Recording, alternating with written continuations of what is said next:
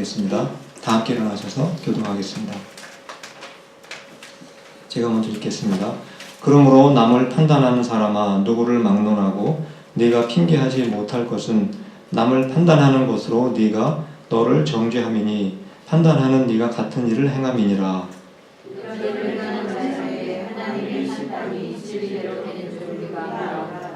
이런 일을 행하는 자를 판단하고도 같은 일을 행하는 사람아, 네가 하나님의 심판을 피할 줄로 생각하느냐.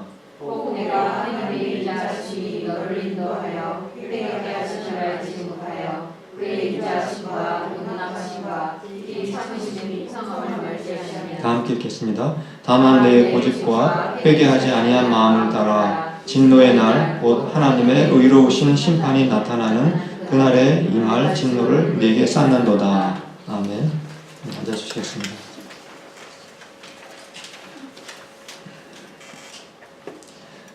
이 세상에서도 사람들이 죄를 짓게 되면 그 처벌을 받게 되어 있습니다. 어떤 죄는 그 벌금만 내는 것으로 끝나는 죄도 있는가 하면, 또 어떤 죄는 감옥에 들어가서 징역을 살아야 하거나 더 심하면은 사형을 당하는 그러한 죄들도 있습니다. 벌이 작으냐 크냐에 따라서 우리가 죄를 두 가지로 구분을 하기도 합니다. 세상적인 그 기준이 무엇인지 잠깐 한번 보시겠습니다. 앞에 남아있는 것처럼 이 세상에서는 죄를 크게 경범죄와 중범죄 이렇게 나누고 있습니다. 사람들이 한평생 살면서 경범죄를 한 번도 짓지 않고 사는 사람은 아마 거의 없을 것이라고 생각을 합니다. 우리가 이렇게 길을 걸어가다가 내 주머니에 있는 조그만 어떤 종이 쪼가리 하나라도 내가 길을 가다가 던졌다면 무단 투기죄에 해당이 되는 것입니다.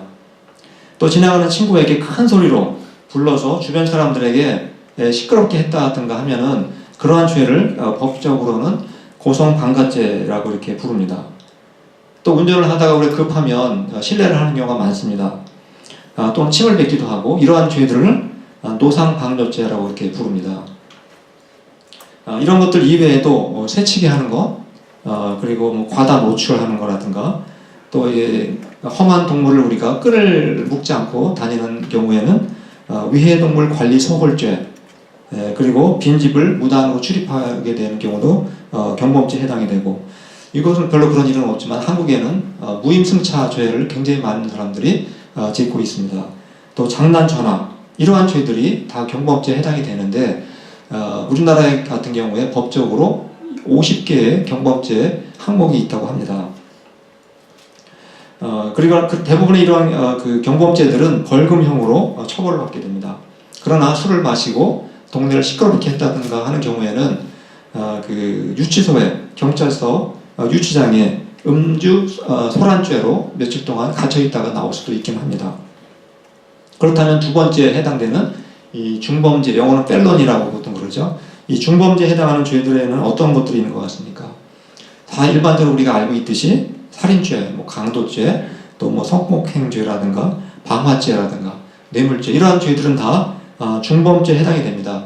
그런데 특별히 죄 중에서도 어른이라든가 청소년 또는 장애인, 여성을 상대로 하는 죄들은 대부분 중범죄에 해당이 됩니다.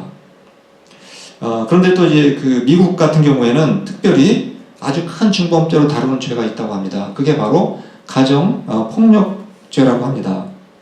가정에서 폭력을 행하는 것이 우리 한국에서는 그냥 대수롭지 않고 가정일이다 그렇게 생각하고 넘어가는 경우가 있지만, 미국의 경우에는 옆집에서 신고하는 경우도 많지 않습니까? 아무튼 보통 이 중범죄는 형량이 1년 이상이거나 사형죄에 해당할 때 보통은 그런 죄들은 중범죄 이렇게 부르게 됩니다. 지난주까지 저희는 로마서 1장을 통해서 그 다양한 죄의 종목들, 이런 내용들에 대해서 살펴보았습니다. 로마서 1장에 많은 죄들이 기록되어 있는데, 여러분 생각에는 성경에서 로마서 1장에서 가장 큰 중범죄, 가장 큰 무서운 죄는 무슨 죄였다고 기억하고 계십니까? 살인죄입니까? 거기 살인죄도 물론 언급되어 있었습니다. 바울이 제일 먼저 언급한 가장 무거운 죄, 성경에서 말하는 가장 큰 죄는 바로 하나님이 살아계신 것을 알면서도 하나님을 영화롭게 하지 않고 하나님께 감사하지 않는 죄라는 것입니다. 한마디로 말씀드려서 무슨 죄라고 했습니까? 하나님을 예배하지 않는 죄가 성경에서는 가장 무거운 중범죄다 이렇게 말씀을 드릴 수가 있습니다. 그 다음으로 무거운 죄가 무엇이었습니까? 하나님을 우상으로 바꿔버리고 그리고 우상을 섬기는 죄, 우상 숭배 죄를 바울은 두 번째로 언급을 했습니다. 하나님을 보통 예배하지 않는 죄를 짓는 사람들은 대부분 어떤 형태로든 눈에 보이든 눈에 보이지 않든 우상을 섬기며 살아가고 있습니다. 그런데 이 세상의 법으로는 하나님을 예배하지 않거나 또 우상을 숭배하는 죄는 경범죄는커녕 아예 죄로 그렇게 생각하지도 않습니다. 그러나 하나님의 관점에서 봤을 때에는 바로 하나님을 예배하지 않는 죄는 가장 무거운 중범죄다라는 것을 우리가 알 수가 있게 됩니다. 그럼 우상 숭배 죄 다음으로 언급한 죄가 무엇이었습니까? 바로 동성애였습니다. 한국에서도 이번 대통령 선거 그 기간 동안에 갑자기 이 동성애가 커다란 이슈가 된 적이 있었습니다. 미국에서는 이미 애가 더 이상 이슈가 되지 않는 것 같습니다. 이미 동성 결혼까지 합법화가 되었는데 아마 한국에서도 앞으로 그런 일이 생기지 않을까 그렇게 생각이 됩니다. 아무튼 바울은 이 동성애를 언급하고 나서 그 다음에 20가지가 넘는 죄들을 쭉 나열을 하면서 우리에게 목록들을 보여주었습니다. 이 세상에서도 경범죄라든가 이게 중범죄로 죄를 나눈다고 했는데 우리가 성경을 자세히 읽다 보면 성경에서도 여러 가지 죄들 중에서 특별히 무거운 죄, 그러한 죄들을 모아가지고 별도로 우리에게 제시하는 성경 구절이 여러 군데 기록되어 있습니다. 대표적인 구절을 한번 제가 소개를 해드리겠습니다. 고린도전서 6장 9절과 10절에 있는 말씀하고 그 다음에 요한계시록 또 22장 15절에 무거운 죄, 하나님이 보실 때 중범죄에 해당되는 것들만 모아가지고 우리에게 보여주고 있습니다. 고린도전서 6장 9절 10절 말씀을 제가 한번 읽어드리겠습니다. 음행하는 자나 우상 숭배하는 자나 간음하는 자나 탐색하는 자나 남색하는 자나 도적이나 탐욕을 부리는 자나 술 취하는 자나 모욕하는 자나 속여 빼앗는 자들은 하나님의 나라를 유업으로 받지 못하리라. 하나님의 나라에 적합하지 않은 사람들을 그 죄들을 쭉 말씀하고 있습니다. 바울뿐만 아니라 사도 요한도 마찬가지입니다. 요한계시록 22장 15절에 무거운 죄들을 모아놓고 우리에게 말씀하고 있습니다. 개들과 점성가들과 음행하는 자들과 살인자들과 우상 숭배자들과 및 거짓말을 좋아하며 지어내는 자는 다 성 밖에 있으리라. 천국 안에 들어오지 못한다는 식으로 지금 사도 바울이 말씀하고 있습니다. 이 두 개의 성경 그 본문을 보시면 우상 숭배는 양쪽 다 똑같이 언급하고 있습니다. 즉 하나님을 예배하지 않고 우상을 숭배하는 죄는 하나님 보실 때 가장 큰 중범죄에 해당된다는 것을 우리가 알 수가 있습니다. 그리고 여기 죄의 항목 중에서 남색이라는 단어가 나와 있습니다. 고린도전서에 보면 남색이라는 저 단어는 오늘날 다른 영어 성경에서 전부 다 동성애로 이렇게 번역을 하고 있습니다. 동성애뿐만 아니라 살인, 도둑질, 거짓말, 탐욕, 술 취함, 또 점치는 행위 이런 모든 것들이 특별히 성경에서 더 엄하게 중범죄로 이렇게 취급하고 있다는 사실을 우리가 알 수가 있게 됩니다. 제가 지금까지 이렇게 로마서 1장하고 또 고린도전서, 요한계시록에 나와 있는 여러 가지 중범죄에 대해서 말씀을 드렸는데 이러한 죄의 목록들을 보시면서 여러분들은 어떤 생각이 드십니까? 나는 살면서 저렇게까지 비열하고 흉악한 죄는 지은 적이 없기 때문에 나의 경우에는 내가 천국 가는데 커다란 지장은 없을 것 같습니다. 혹시 이런 생각이 드십니까?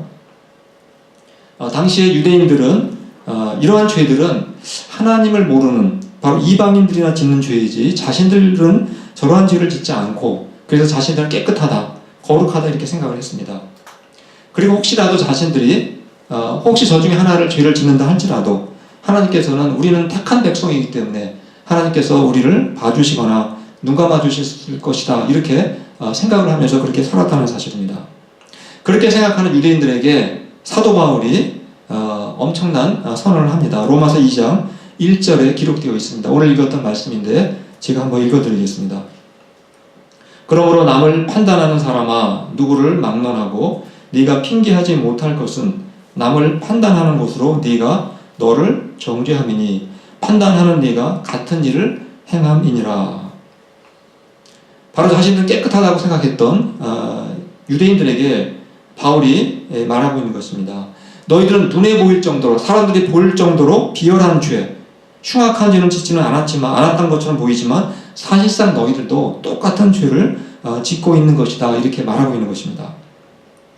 말하자면 이방인들은 누구나 볼 수 있는 아주 흉악하고 비열한 죄를 지었지만 유대인들 너희들은 사람들 눈엔 잘 띄지 않지만 교활하고 은밀한 죄를 짓고 있지 않느냐, 이렇게 바울이 그들을 고발하고 있는 것입니다.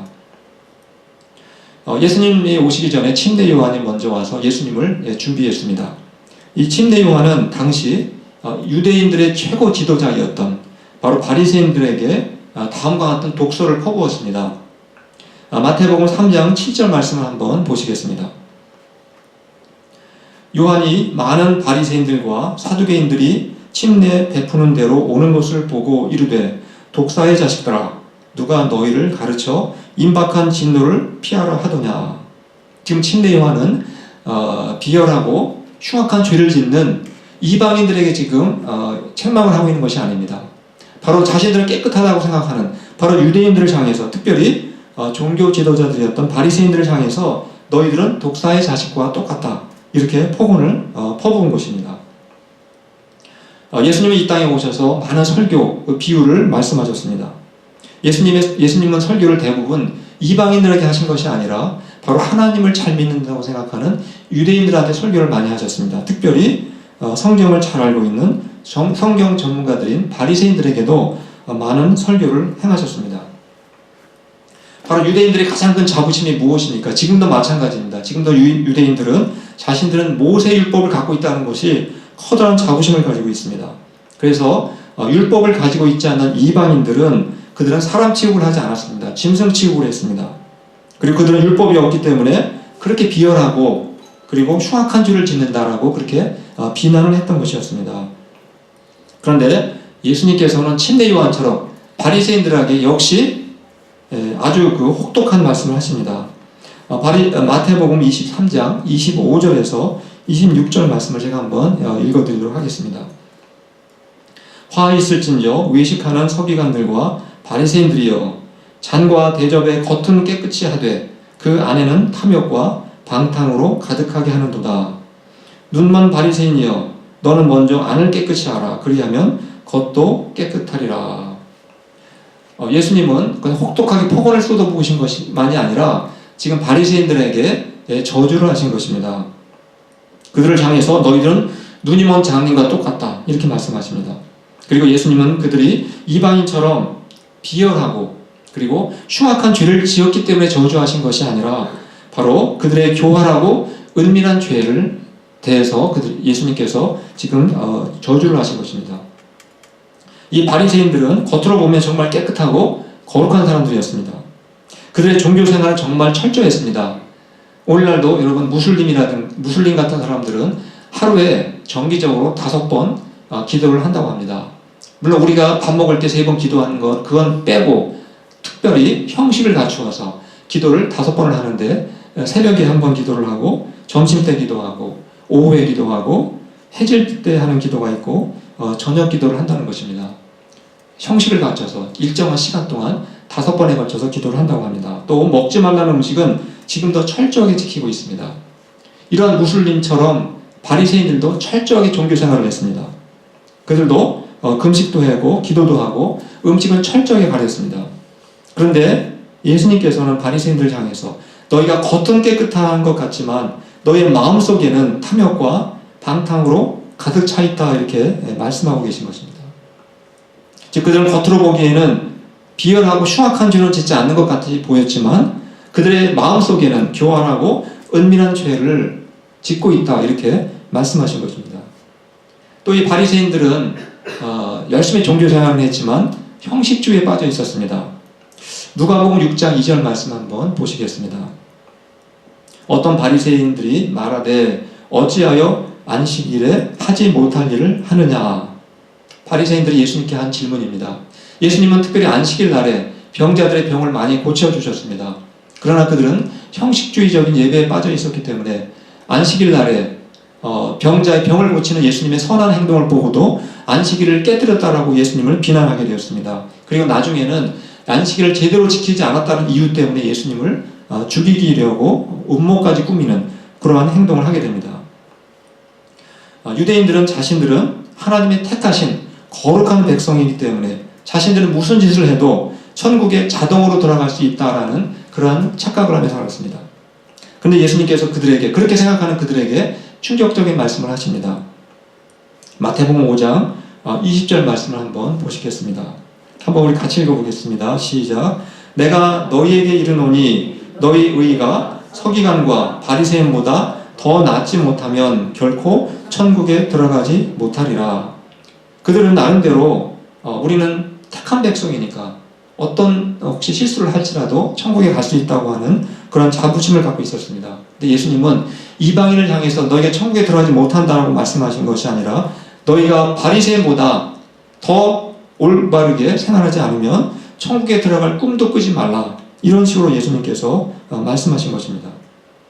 즉 유대인이라고 해서 자동으로 천국에 들어가는 것도 아니고 이방인이라고 해서 무조건 지옥에 가는 게 아니다라고 지금 말씀하시는 것입니다.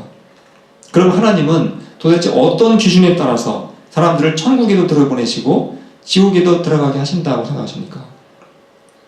우리가 로마서 2장 2절을 통해서 하나님의 기준이 무엇인지 한번 살펴보겠습니다. 같이 한번 읽겠습니다. 시작. 이런 일을 행하는 자에게 하나님의 심판이 진리대로 되는 줄 우리가 아노라. 오늘 설교 제목이 바로 이 말씀에 나와 있는 진리대로라는 제목입니다. 이방인은 무조건 지옥에 가고 유대인은 자동으로 천국에 들어가는 것이 아니라 바로 진리대로 하나님의 심판을 받고 그 심판의 결과에 따라서 천국과 지옥이 결정된다. 이렇게 우리에게 말씀하고 있는 것입니다. 그리고 이방인과 유대인에게 다른 기준이 있는 것이 아니라 똑같은 기준, 똑같은 진리에 따라서 심판을 받게 된다. 이렇게 말씀하고 있습니다. 그렇다면 이방인이나 유대인이나 천국에 들어가기 위한 기준이 무엇입니까? 어떤 기준을 통과해야만 그들이 천국에 들어갈 수가 있는 것입니까? 바로 바울은 거기에 대한 해답도 우리에게 같은 오늘 읽었던 본문에서 제시하고 있습니다. 로마서 2장 4절 말씀을 제가 한번 읽어드리도록 하겠습니다. 홍비가 하나님의 인자하심이 너를 인도하여 회개하게 하심을 알지 못하여 그의 인자하심과 용납하심과 길이 참으심이 풍성함을 멸시하느냐. 지금 바울은 유대인들을 향해서 책망하는 것입니다. 유대인들에게 책망하는 내용이지만 이 내용 속에 바로 하나님이 어떤 진리에 따라서 우리를 구원하시는지 그 기준을 동시에 말씀하고 있다는 사실입니다. 바울은 천국에 들어가기 위한 첫 번째 관문은 바로 뭐라고 말씀하고 있습니까? 바로 회개하는 것이다 라고 말씀하고 있는 것입니다. 우리는 보통 그동안 교회를 다니면서 구원받기 위한 조건, 천국에 들어가는 조건은 무엇이라고 알고 있습니까? 다 믿음으로 알고 있습니다. 물론 지금 믿음으로 들어가지 못한다는 말씀이 아닙니다. 우리가 구원의 필수 조건은 믿음인 것입니다. 그런데 회개를 통과하지 않은 믿음은 참 믿음이 아닐 수 있다는 것입니다. 회개를 통과한 사람만이 참 믿음을 가질 수 있다는 것을 바울은 지금 말씀을 통해서 우리에게 제시하는 것입니다. 여러분, 예수님이 이 땅에 오셔서 제일 첫 번째 한 설교가 무엇이라고 생각하십니까? 우리는 항상 이 첫 번째 설교에 커다란 의미를 부여할 수가 있습니다. 예수님께서 또 친례 요한도 첫 번째 똑같은 설교를 했습니다. 그 첫 번째 설교의 내용이 마가복음 1장 14절과 15절에 기록되어 있습니다. 예수님의 첫 번째 하신 말씀 다 같이 한번 읽어보도록 하겠습니다. 시작. 예수께서 하나님의 복음을 선포하여 이르시되 때가 찼고 하나님의 나라가 가까이 왔으니 회개하고 복음을 믿으라 하시더라. 예수님이 이 땅에 오셔서 복음을 믿으라 이렇게 말씀하신 것이 아니라 회개하고 복음을 믿으라 이렇게 이 단계를 나누어서 말씀하셨다는 사실입니다. 즉 예수님은 하나님의 나라 천국에 들어가기 위해서 먼저 회개하고 그리고 복음을 믿으라 이렇게 우리에게 말씀하고 있는 것입니다. 근데 내가 정말 회개했는지 우리가 어떻게 확인할 수 있겠습니까? 회개했다는 것이 무슨 의미라고 생각하십니까? 눈물을 펑펑 쏟으면 그것으로 회개한 것입니까? 회개라는 이 단어는 영어로는 repent라고 우리가 알고 있습니다. 이 단어를 번역한 원래 그 원문의 헬라어라든가 또 라틴어로 보면은 회개한다는 단어는 다시 생각한다 이런 뜻을 갖고 있습니다. 또는 마음을 바꾼다 그런 의미를 가지고 있습니다. 회개가 다시 생각한다 이런 의미를 갖고 있다면 그럼 우리가 회개하기 위해서 무슨 생각을 다시 바꾸고 다시 생각을 해야 되겠습니까? 우리는 두 가지 생각을 다시 해야 됩니다. 하나는 하나님에 대해서 생각을 다시 해야 되고 두 번째는 나 자신에 대해서 다시 생각을 해야 한다는 사실입니다. 첫 번째 하나님에 대해서 우리가 무엇을 다시 생각해야 되는 것입니까? 만약에 하나님이 없다. 하나님은 단지 인간이 만들어낸 신에 불과하다. 이런 생각을 하고 있다면 우리는 그 생각을 바꿔야 되는 것입니다. 다시 생각해야 되는 것입니다. 그래서 하나님은 살아계시고 하나님은 창조주이시며 하나님만 우리의 예배를 받으실 수 있는 유일한 분이시다 라고 하는 생각을 우리가 가져야 하는 것입니다. 즉 하나님에 대한 잘못된 생각을 바꾸는 것, 그것이 첫 번째 필요한 회개라는 것입니다. 또 두 번째, 또 우리가 어떤 생각을 바꿔야 되겠습니까? 지금까지 우리는 이방인들이 짓는 죄와 그리고 유대인들이 주로 짓는 죄가 무엇인지 지금까지 살펴보았습니다. 지금 이방인들은 하나님을 예배하지 않을 뿐만 아니라 그리고 그들 눈에 띌 정도로 비열하고 흉악한 죄를 짓는다고 했습니다. 반면에 유대인들은 어떤 죄를 많이 짓는다고 했습니까? 그들은 이방인들은 더럽고 추하다고 비판을 하면서 자신들은 오히려 더 위선적이었고 또 형식적이었고 더 교활하고 은밀한 죄를 지었다는 것이었습니다. 바로 그러한 생각, 죄를 바꿔야 된다는 것입니다. 유대인들의 죄에 대해서 지금 살펴보았는데 우리 그리스도인들의 경우에는 어떤 죄를 많이 짓는다고 생각하십니까? 대부분의 교회를 다니는 사람들은 눈에 띌 정도로 비열하고 흉악하고 악질적인 죄는 짓지 않습니다. 그러나 그리스도인들이 쉽게 짓기 쉬운 죄는 눈에는 잘 보이지 않지만 우리가 사람을 미워한다든가 분노의 감정을 폭발한다든가 또 험담을 한다든가 이러한 교활하고 은밀한 죄는 크리스찬들도 유대인들처럼 쉽게 짓는 경우가 대단히 많다는 것입니다.